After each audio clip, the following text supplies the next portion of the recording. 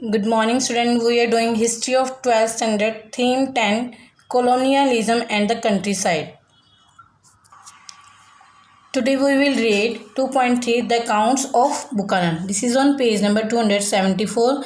Accounts of Buchanan मतलब Buchanan के बारे में जो विवरण था उसके बारे में पढ़ेंगे. बुकानन कौन था? जो पहले हमने फर्स्ट और सेकंड वीडियो में देखा था कि जो बुकानन था 2.1 और 2.2 की वीडियो में जो हमने पढ़ा था, बुकानन एक ट्रैवलर था, ऑब्जर्वर था, जिसने राजमहल की हिल्स का सारा ऑब्जर्व किया और उसके बारे में, उनके लोगों के बारे में लिखा.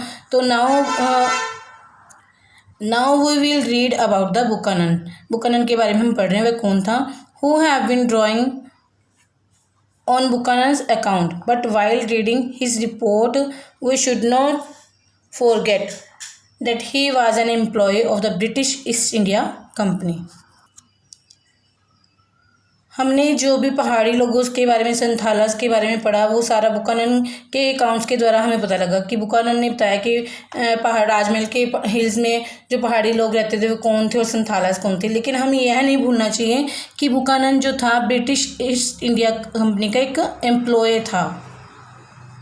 His journeys were not simply inspired by the love of the landscape, but and the desire to discovery the unknown. उसकी जो जर्नी थी, उसने जो ट्रैवल किया ऑब्जर्विंग करने के लिए, वो सिर्फ लैंडस्केप के प्यार के बारे में नहीं था. मतलब कि वो धरती से इतना ये नहीं था कि वो धरती से प्यार करता था, वो भू संपदा से प्यार करता था तभी उसने सारा ऑब्जर्व किया. या फिर जो उसकी डिज़ायर थी, उसकी इच्छा थी कि वो अननोन, जो भी अनजान चीज़ें उनको जानना, उसकी इच्छा थी कि इसके लिए ही उसने सारी ये ट्रैवलिंग की, जर्नी की. ऐसा कुछ भी नहीं था.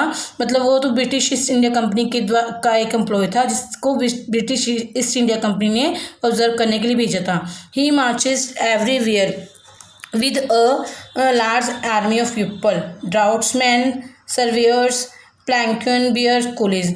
वो हर जगह, मतलब ब्रिटिश ईस्ट इंडिया कंपनी के द्वारा भेजा गया, तो उसके साथ बहुत सी आर्मी होती थी, वो अकेला नहीं होता था. उसके साथ ट्राउटमैन, मतलब जो नक्शा वगैरह बनाते थे, सर्वेयर जो सर्वेक्षण करते थे, मतलब छानबीन करते थे हर चीज़ की.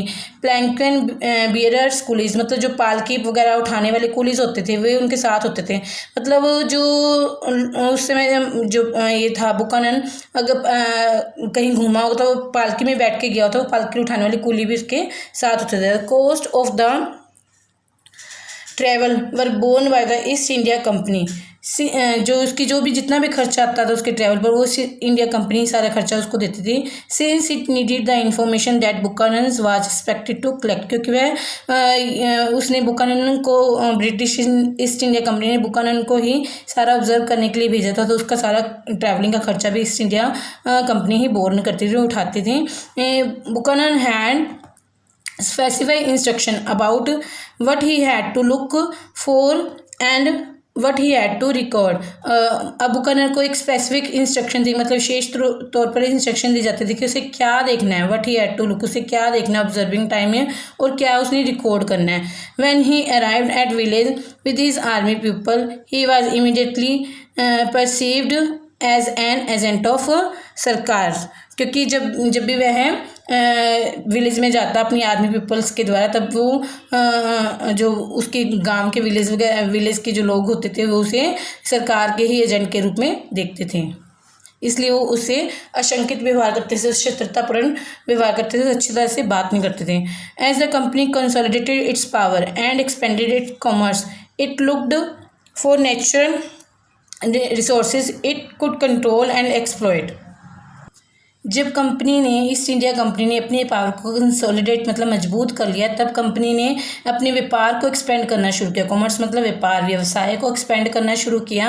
और इसके लिए उसने नेचुरल रिसोर्सेज ढूंढने शुरू किए, प्राकृतिक संपदाएं मतलब ढूंढनी शुरू की, जिसका कि वे ज़्यादा, जिस प्राकृतिक संपदा में उनका कंट्रोल हो उसके, और उसको ज़्यादा से ज़्यादा दोहन कर सके, उसका एक्सप्लॉइट कर सके. मतलब प्राकृतिक संपदा से ज़्यादा फ़ायदा उठाना चाहते थे.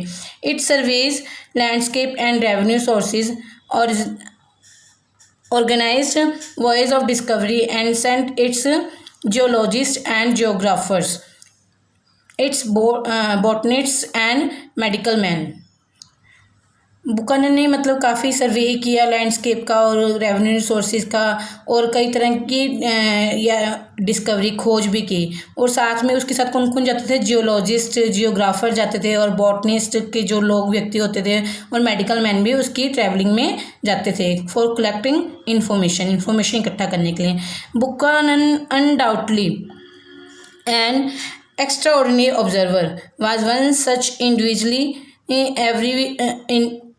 इंडिविजुअल मतलब जो बुकानन था वो सच में एक एक्स्ट्रा ऑर्डिनरी ऑब्जर्वर था, मतलब बहुत ही अच्छा ऑब्जर्वर था ब्रिटिश इंडिया कंपनी का।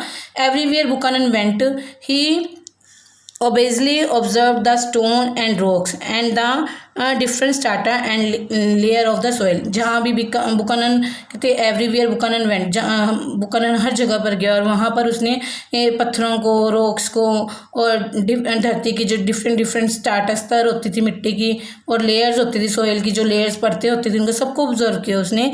ही searched for mineral and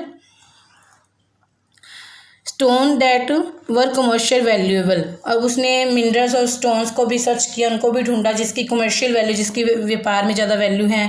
he recorded all signs of iron ores and mica, granite and saltpetre. उसने मतलब सारे जो जहाँ जहाँ आयरन था, जहाँ पे मिक्का, ग्रेनाइट और जो साल्पेट्रे वगैरह जहाँ भी ये मिनरल थे वहाँ सारा उसने रिकॉर्ड किया। He carefully observe local practice of salt making and iron ore mining. अब उसने मतलब ये भी ध्यानपूर्वक देखा कि जो नमक बनाया जाता है, local practice of salt making जो लोकल प्रैक्टिसेस हो रही थी, और आयरन और माइनिंग को भी मतलब ध्यानपूर्वक उसने ऑब्जर्व किया। When Buchanan wrote about a landscape, he most often described not just what he saw, what the landscape was like, but also how it could be transformed and made more productive। कहते जब भी जहाँ भी Buchanan गया उसने खाली ये देखा कि ये लैंडस्केप धरती कैसी है, और उसने क्या देखा, किस तरह की धरती उसे पसंद आई, मतलब खाली यही देखा, उसने यह भी देखा कि जिस तरह की वो धरती उसको कैसे ट्रांसफर, कैसे उसको बदला जा सके ताकि वह मोर प्रोडक्टिव बन सके, जिससे उत्पादन ज़्यादा हो सके। What crops could be cultivated, किस तरह की फसल उसमें उगाई जाए। विच ट्रीज कट डाउन, किस तरह के पेड़ काटे जाए। एंड विच वन ग्रोन्स, और कौन से पेड़ उगाए जाए। मतलब बुकानन ने अपनी ऑब्जर्वेशन में मतलब बहुत कुछ ऑब्जर्व किया, मिनरल्स भी ऑब्जर्व किए, माइंस भी ऑब्जर्व किए, और साथ में उसने जो लैंडस्केप ऑब्जर्व किया था तो उसमें ये देखा कि लैंडस्केप में किस तरह उसको कैसे प्रोडक्टिव बनाया जाए, किस तरह के पेड़ वहाँ पे लगाए जाएँ, किस तरह के पेड़ काटे जाएँ, किस तरह के क्रॉप वहाँ पे कल्टीवेट किए जाएँ, मतलब सारा उसने देखा। And we must remember that his vision and his priority were different from those of the local inhabitant। और हमें यह भी याद रखना चाहिए कि उसकी जो विज़न थी, उसकी दूरदृष्टि थी, उसकी प्रायोरिटी थी, प्राथमिकता, मतलब वो क्या चाहता था, वो सारी लोकल जो लोग वहाँ पे रहते थे उनसे डिफरेंट थी। He was inevitably critical of the lifestyle of the forest dweller and felt that forest had to be turned into agricultural land। और वह मतलब इनएविटेबली मतलब अनिवार्य रूप में, नेसेसरीली जिसे हमें बोलते हैं, अनिवार्य रूप से वह जो फॉरेस्ट में जो फॉरेस्ट ड्वेलर थे, जो जंगलों में लोग रहते थे, उनकी लाइफस्टाइल की आलोचना करता था, क्रिटिकल था उनके बारे में, आलोचक था उनका, क्योंकि उसको था कि फॉरेस्ट को साफ कर दिया जाए और उसको एग्रीकल्चर लैंड में बदल दिया जाए, और वो जो फॉरेस्ट ड्वेलर थे उसे ऐसा करने नहीं दे रहे थे, तो इसलिए वह उनकी आलोचना करता था, क्योंकि उसने वहाँ पर जो लैंड थी, फॉरेस्ट लैंड थी, उसको मोर प्रोडक्टिव बनाना था, इसलिए वहाँ पर वो एग्रीकल्चर एक्टिविटीज़ बहुत ज़्यादा करना चाहता था ताकि ब्रिटिश ईस्ट इंडिया कंपनी का खजाना भर सके। Okay student, it's enough for today, have a nice day.